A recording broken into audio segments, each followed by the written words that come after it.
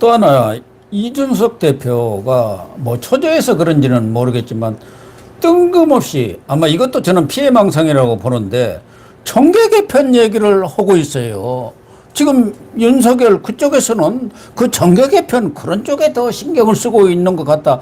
아니 정계 개편이라는 게 대선에 이기고 나서의 문제인데 지금 그런 생각을 호사가들 입장에서 뭐 일부에서 김한길 선대위원장이 새시대 준비를 한다 그러니까 집권 이후에 뭐 지금과 같은 민주당이 180석을 차지하고 있는 상황이 그대로 지속돼서는 윤석열이 집권하더라도 제대로 역할을 못하지 않겠느냐는 차원에서 뭔가 호사가들이 이야기할 수 있는 상황인데 이준석이가 자꾸 뭐 저쪽에서는 정계 개편 뭐 이런 거 꿍꿍이 하는 것 같아요. 이렇게 대표가 하고 다닐 일입니까? 그러니까 결국은 이제 윤석열 후보 입장에서는 지금 이게 워낙 여소야 오히려 이게 여대 야소 아닙니까? 지금 이게 국민의힘은 100석밖에 안 돼요. 그러다 보니까 이제 외연도 확장해야 되고 중도로도 가야 되는 거예요. 그 점에서 이제 김한길 대표나 만약에 정권 교체가 되고 나면 뭐 여당에서도 그 야당으로 넘어올 수도 있겠죠. 그거야 이제 뭐 항상 역대 선거를 보면 그랬잖아요. 그런 이제 의미인데 이걸 가지고 마치 윤석열 후보가 뭐 국민의힘을 버리가 정계 개편한다 이런 식으로 공격을 자꾸 해대고 있잖아요. 이게 저는 결국에 이준석이는 자기하고 유승민하고 김종인 있잖아. 왜? 이준석의 정치적 멘토 아버지는 누가 뭐래도 유승민하고 김종인입니다. 네. 결국에 그 자기하고 세 명이 오히려 자유파의 그 쿠데타를 통해서 우리 당을 만들겠다. 이준석 당, 그 다음에 유승민 당, 그리고 김종인 당을 만들겠다. 이게 바로 쿠데타 정치 개편이에요. 자기가 그렇게 하면서 오히려 윤석열 후보를 공격하는 아주 비열한 짓을 하고 있는 겁니다. 그러니까 자기 걱정을 하는 거예요. 자기는 대선이 끝나고 나면은 당 대표로서 바로 있는 지방선거에서 공천권을 확실히 행사해갖고 자기 정치적 기반을 확보를 하겠다. 그런 구상을 하고 있는 거 아닙니까? 그런데 윤석열이가 이렇게 집권 후에 신당 만들어갖고 이렇게 개편을 해버리면 정계 개편을 하면 자기 설 자리가 없어지는 것 아니냐. 이런 공연한 지금 헛꿈을 꾸고 정치적 계산을 하고 있는 거예요. 이준석이 이제 비판하는 김에 제가 한마디는 꼭 해야 되겠어요. 오늘 우리 고 박사님 시청자분 있잖아요. 네. 이준석이 이제 어제 박근혜 대통령에 대해서 한 말 있잖아요. 이거는 제가 꼭 비판하고 지나가야 될 것 같아요. 아무리 이준석이가 철딱서니도 없고 개망나는 짓 하고요. 완전히 막가파지고 행보를 하고 있는 거예요. 지금 여기 전쟁 중에 탈영해가지고 우리 우군 쪽에 뒤에서 수류탄 던지고 총 쏘고 칼로 찌르고 온갖 개망나니 지금 짓을 하고 있는데 이준석이가. 근데 박근혜 대통령이 사면 복권됐죠. 네. 근데 이준석이 첫 마디가 뭐였습니까? 뭐 정치적 평가 안 한다 하면서 첫 마디가 뭐였습니까? 바로 이 국정농단에 대해서 박근혜 대통령이 국민한테 뭐 사과해야 된다. 또 자기가 당대표로서 국정농단 한 것에 대해서 사과한다. 이게 지금 송영길이도 안 하는 걸 이준석이 합니까? 박근혜 대통령이 사면된 지 하루도 안 돼서 첫 마디가 국민한테 국정농단 사과해야 된다. 박근혜 대통령이 국정농단한 게 뭐가 있어요? 전부 이게 마녀 재판이 다 이게 억울하게 4년 9개월째 옥살이한 거 아닙니까? 1730일 한 거예요. 그래 1730일 억울하게 옥살이하다 나왔는데 첫 마디가 국민 앞에 머릿속에 사과해라? 이게 이준석이 한 말이에요. 이거는 자기가 이게 정치를 어떻게 했습니까? 자기가 이게 유승민 사무실에 인턴하다가 박근혜 대통령이 비대위원으로 발탁해줘가지고 정치했잖아요. 예. 그러면서 이게 뭐 가장 또 최순실이가 어쩌고 저쩌고 몰랐던 게 자기는 가장 한스럽다면서 이런 게 이준석이 있잖아요. 이게 왜 나는 우파에 와 있는지 이해를 못하겠어. 빨리 이게 지금이라도 이준석이 너 탈당해서 민주당 가라 말이야. 근데 이게 숨은 선대위원장 민주당 하지 말고 가서 이게 민주당에 선대위원장 하든지 빨리 이게 떠나라 말이야. 안 되면 이게 저희는 탄핵으로 끌어내려야 된다. 이래 봅니다. 이준석은 영선이고 나이가 어려서 그렇다 할 수도 있겠는데 홍준표 의원 당대표를 2번이나 했습니다. 당대표가 해야 할 일이 뭡니까? 정권교체 가장 선봉에서 해야 하는 것이 당대표 아닙니까? 당이라는 게 정권을 찾기 위해서, 정권을 가져오기 위해서 존재하는 게 정답 아닙니까? 당대표를 2번이나 하신 분이고, 지난 경선에서도 어떻게 됐든 패해서 본인 스스로 백의종군하겠다 이렇게 얘기를 했습니다마는 그 이후의 행동을 보면은 완전히 경선에 불복하고 있는 것 아닌가 그런 느낌뿐이 들지가 않아요. 홍준표 의원님, 홍준표 있잖아요. 제가 방송에서 근데 그저께까지도요. 제가 유튜브 또 다른 데도 하잖아요. 그저께까지도 방송이나 유튜브에서 읍소를 했습니다. 그러니까. 저는 이제 어떻게든 홍준표 후보님을 의원님 모셔와야 돼요. 왜 그러냐면 이게 김종인하고 홍준표 후보가 이제 완전히 상극입니다. 어제 제가 점심을 함성희 옛날에 국회의원 있잖아요. 강원랜드 사장. 함성희 그분하고 이제 제가 점심하면서 들어보니까 그분이 김종인을 뇌물죄로 잡아야 한 사람이에요. 이젠 다 알려졌잖아. 얼마 전에 윤석열 후보하고 홍준표 후보가 만나가 저녁을 했죠. 그 자리에 주선하고 가신 분이 함성희 의원입니다. 그때 왜 법조 선배 만난다 그랬잖아요. 이제는 이제 공개도 그때는 함성희 후보가 공개하지 마라 그랬어요. 내가 중재한 걸. 근데 이제 언론에 다 나 있잖아요. 그러니까 이제 어떻게든 홍준표 후보하고 이제 윤석열 후보를 화학적으로 결합시키기 위해서 통합을 해서 노력을 했던 거죠. 그때는 이게 잘 좀 봉합이 됐었죠. 저도 이게 김종인이들 허수아비로 이제 무시하고 이준석이는 지금 탈영해가 이러고 있는데 그러면 이게 나간 사람 2명이 있으면 대안이 있어야 되잖아. 그 대안이 저는 홍준표하고 안철수로 봅니다. 그래서 왜 그러냐면 이게 중도 쪽은 김종인이가 아니고 안철수가 중도를 끌어온다. 그 다음에 김종인이나 이쪽을 제대로 대처하는 거는 홍준표 후보가 나름대로 정치를 잘 안다. 이렇게 봤거든요. 그래서 제가 근데 어제까지도 방송에서 윤석열 후보가 좀 더 쏘겨고 홍준표 집에 야밤에 그냥 찾아가 10번이라도 삼고초래 아니면 10고초래라도 홍준표 후보를 찾아가가지고 무조건 도와달라. 이렇게 하면서 역할을 줘야 된다. 그래서 근데 홍준표 후보인데 안철수하고 통합에 정권을 준다든지 아니면 필요하면 홍준표 후보한테 당권을 줘도 돼요.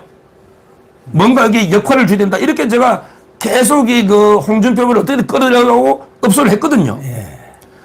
저는 오늘 방송으로 마지막에 한 번 더 읍소하면서 이제는요. 만약에 앞으로도 홍준표 후보가 계속 윤석열 후보를 공격한다. 이때는 이제는 방법이 없어요. 윤석열 후보가 이렇게 노력했음에도 불구하고 끝까지 홍준표 후보가 윤석열 후보를 공격하면 그러면 홍준표 후보도 자유파의 적입니다. 그러면 정권 교체의 적이 되는 거예요. 제가 마지막으로 읍소드리고 호소하는 겁니다. 두 분 다. 이제는 홍준표 후보도 결정을 내려야 됩니다. 끝까지 선거날까지 홍준표 의원님에게 윤석열 후보 깔 겁니까? 그래가지고 윤석열 후보가 이기면 홍준표도 끝나는 거고 만약에 윤석열 후보가 졌다. 그럼 홍준표한테 미래가 있습니까? 지금 윤석열 공격해가지고 홍준표한테 무슨 미래가 있습니까? 따라서 저는 홍준표 후보 마지막으로 좀 고민하시고 정권교체의 대의 앞에 나서야 된다. 한 번 더 계속 윤석열을 계속 공격하면 이제 공적이 되는 거예요. 그 점을 제가 엄중하게 말씀드립니다.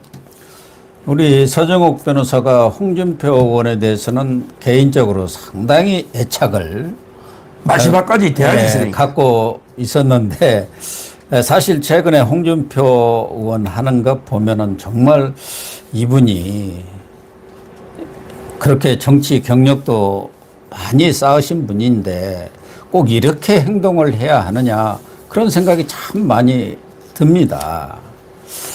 이번에도 얼마 전에도 SNS에 이런 글을 올렸더라고요.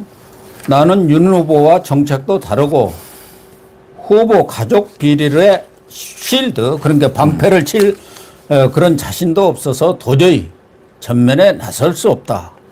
윤 후보를 만든 털티브, 그러니까 유튜브를 좀 이렇게 비하해서 하는 보수 유튜버들에 대한 얘기인 것 같은데, 그리고 일부 편파 언론, 아마 자기 편을 안 들어준 보수 언론들 얘기인 것, 그리고 윤핵관이 주축이 돼서 정권 교체 선봉에 나서주길 바란다.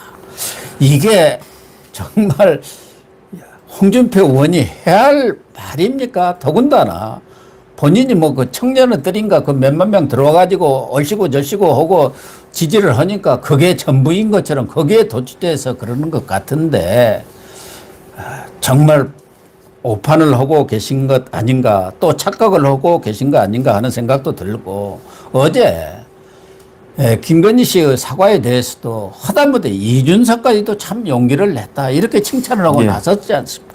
그런데 유독 홍준표만 국민의 분노를 가라앉힐 수 있겠느냐. 또 결혼 전 일이라고 하는데, 그러면은 대선 전에 이재명의 전과 사범도 그러면 용서를 해줘.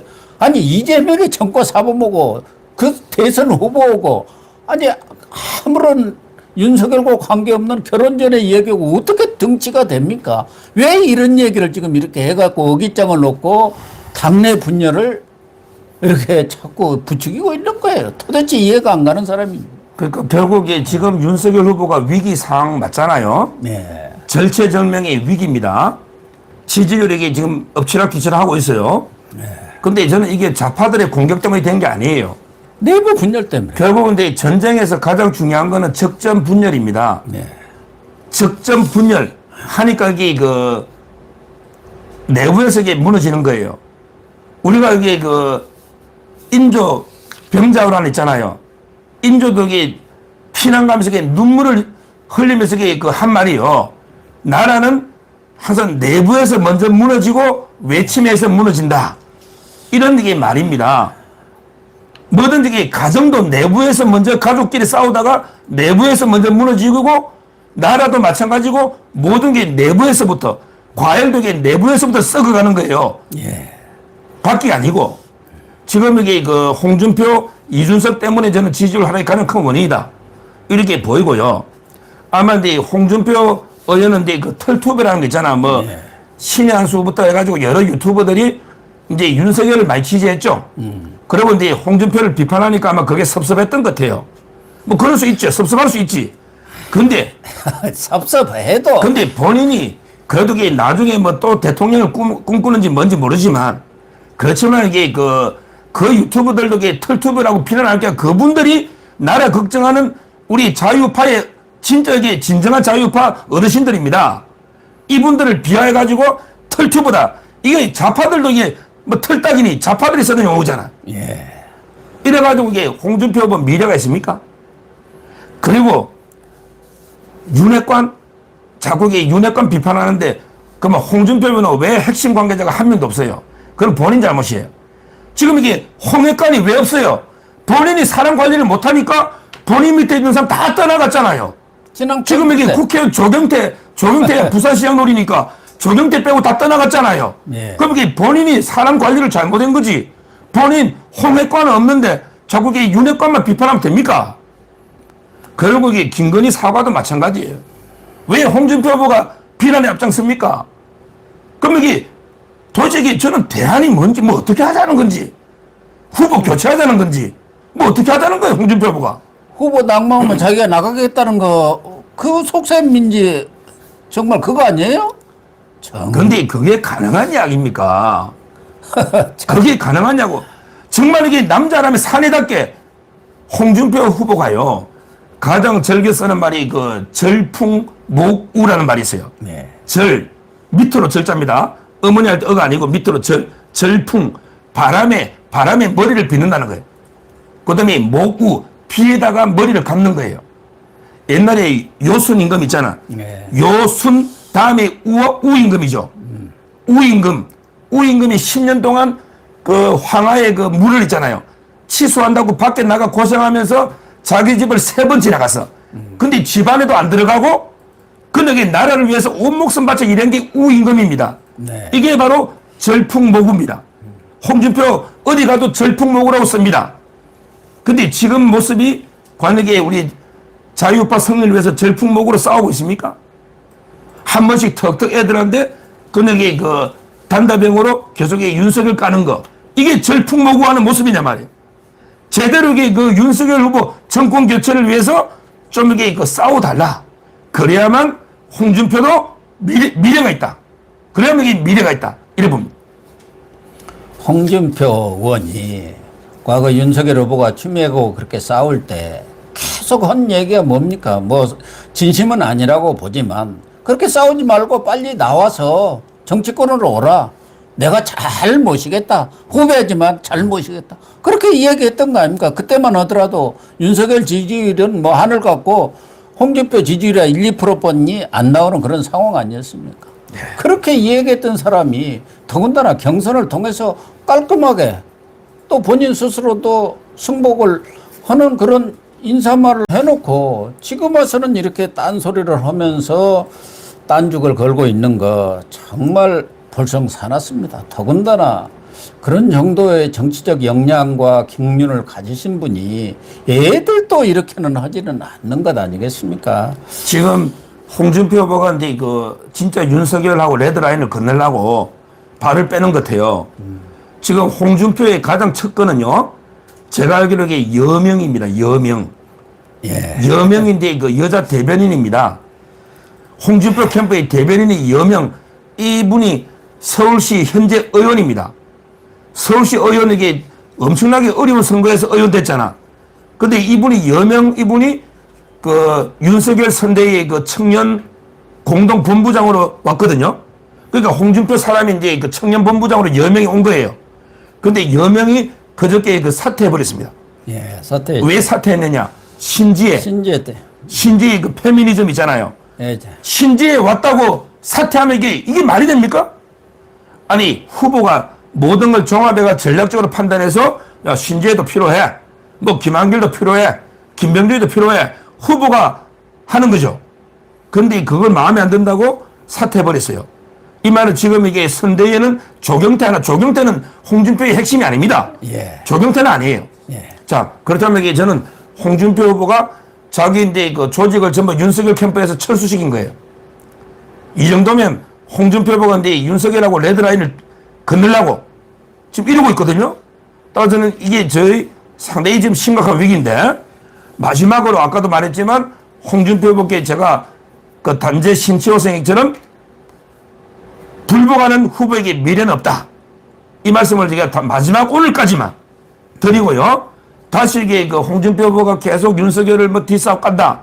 이러면 이게 그 다음 주 방송부터는 결국에 홍준표 후보도 우리 자유파의 적이 될 수밖에 없다. 이렇게 제가 엄중하게 말씀드립니다.